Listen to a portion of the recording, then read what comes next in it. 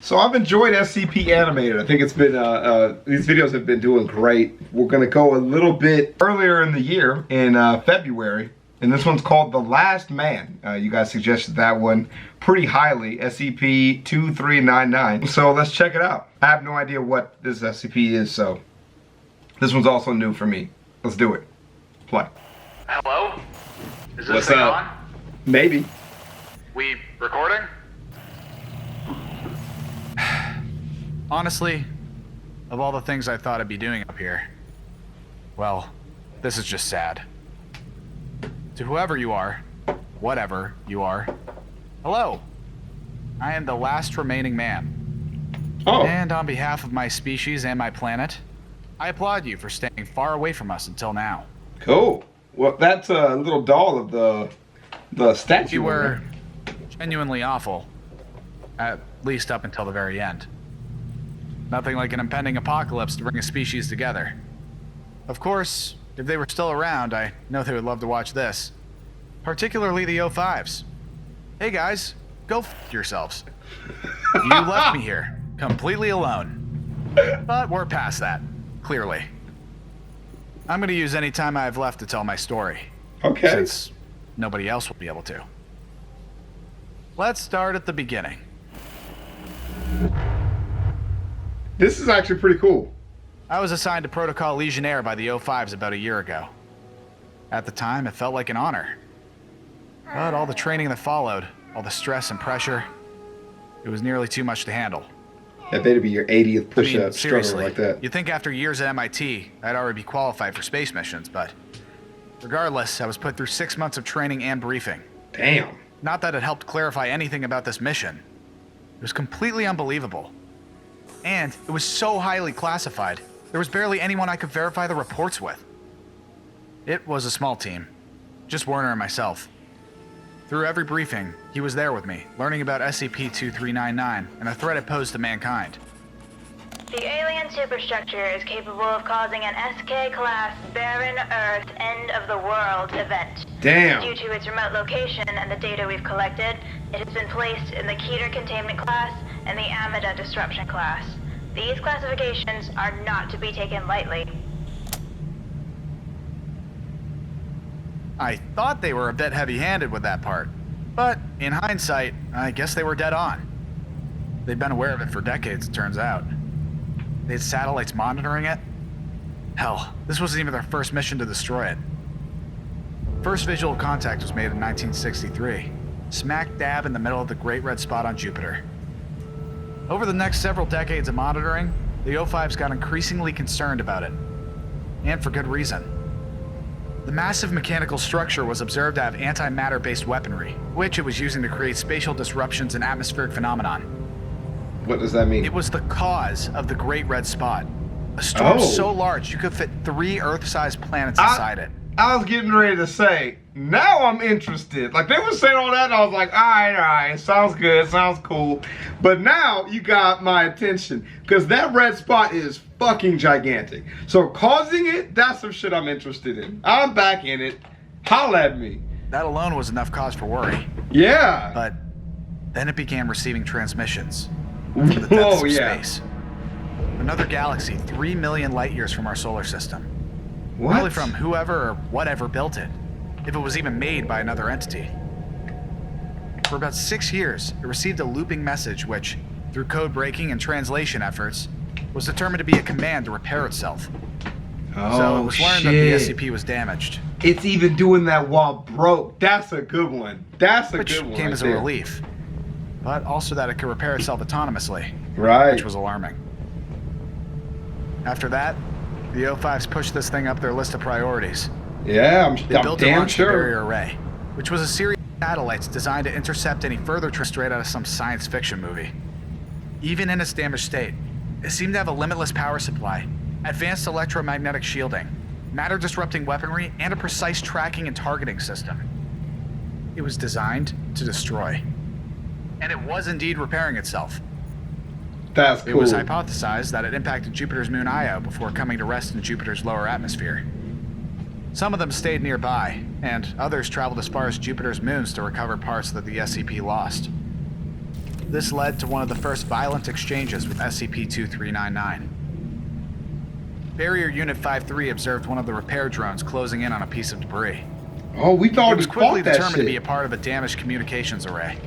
Because of the nature of this specific component, and the ramifications of allowing its recovery, it was ordered that Barrier Unit 4-5 fire upon the drone with its onboard concussion batteries. Seconds after that attack, we lost contact with Barrier Unit 4-5, and a spatial anomaly thought to have originated from the SCP was observed surrounding it. Oh! We had to act fast.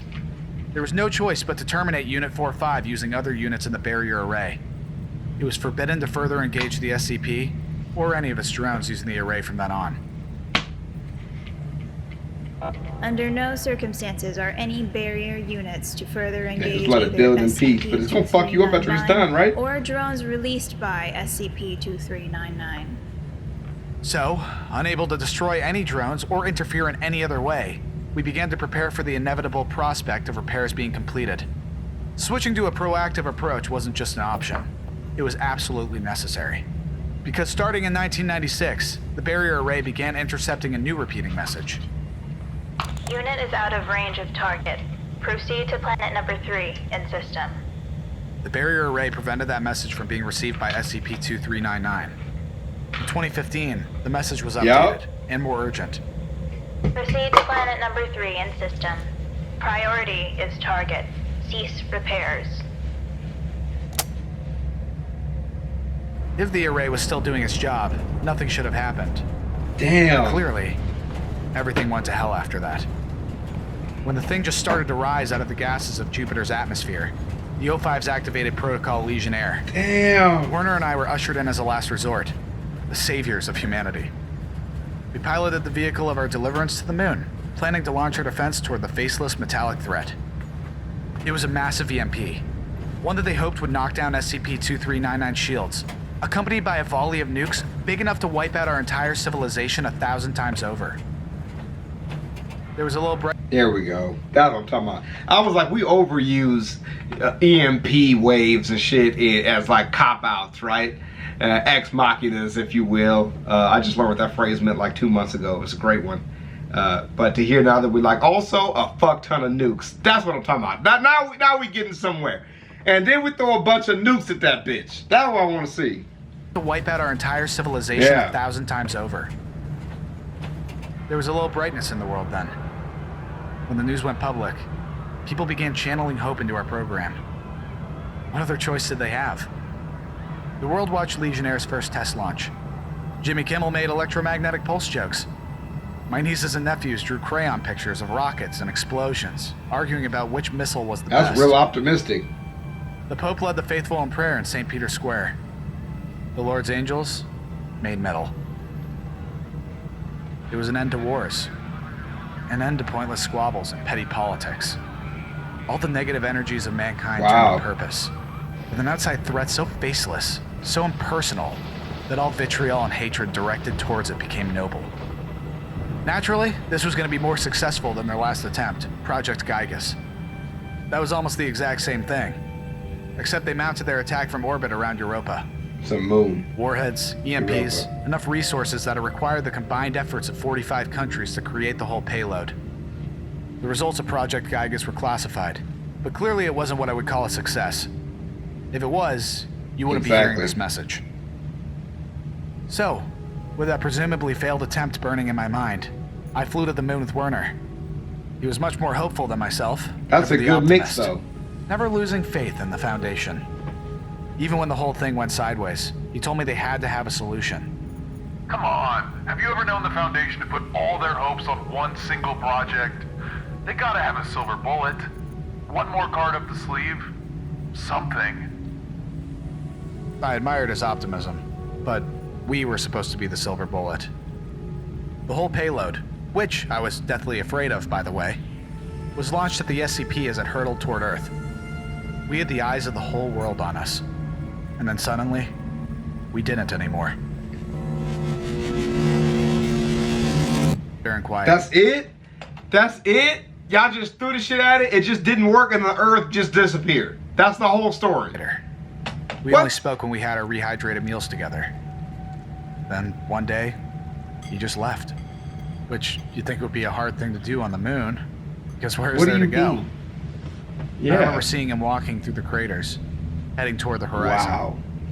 I opened a radio channel, Hey, Wernie, where are you going? but he didn't answer. Didn't stop. Didn't turn around. Didn't even wave Wow. goodbye. Honestly, I didn't think he'd be the first one to snap. But Yeah. he doesn't have to look down on Earth anymore. I had my daily True. call a little late today. That's what gave me the idea for this video. The cameras still work, amazingly. The sky is a swirling, roaring mass of dust and sulfur, masonry and debris bouncing past like tumbleweeds. The leftovers of the human race. Same old, same old. I might have gone a little mad on the call there. I'm kind of glad nobody was there to hear me on the other end. I started talking to Werner, asking him to come back. And I started telling off the O5s for doing this to me. But all I got was the same automated response I've gotten for months. This is an automated message from Site 19. We have a Category 1 site-wide failure. Contact alternate command for orders. Oh, Jesus. My Wow, family, that's my intense. dog, my house, Skip. That nigga dead, bro. they're all gone. I'll never turn on the TV and see you say that Legionnaire worked. It blew up that alien piece of shit. And it's not the end of the world anymore. No. It's right out there. A colossal mass of alien machinery is on my screen. Hovering It's amidst still the roiling there? atmosphere, covered in scorch marks from 1,000 atomic blasts. And I'll have to look at it every day until I die here. Ate that shit. Damn. To whoever you are, whatever It even you just are, ate that shit, dog. I am the last man. And on behalf of Wow, my that was species dope. and my planet, you should have stayed far, far away from us. Okay, so you sit in that house so nobody else goes near that fucking death machine or whatever.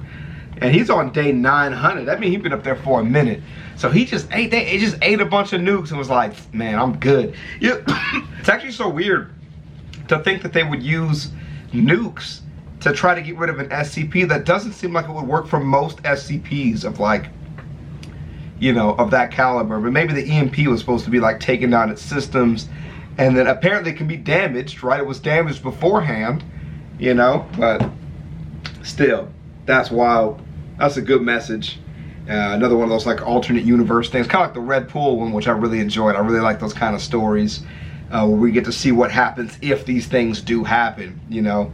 I talk a lot about how a lot of shows are like coming of age stories, you know, where you get to watch, you're essentially watching their training montage to become great, you know, but the old generation is like dying off and it's getting replaced with a new generation, you know, of like heroes. That's kind of like a really popular storytelling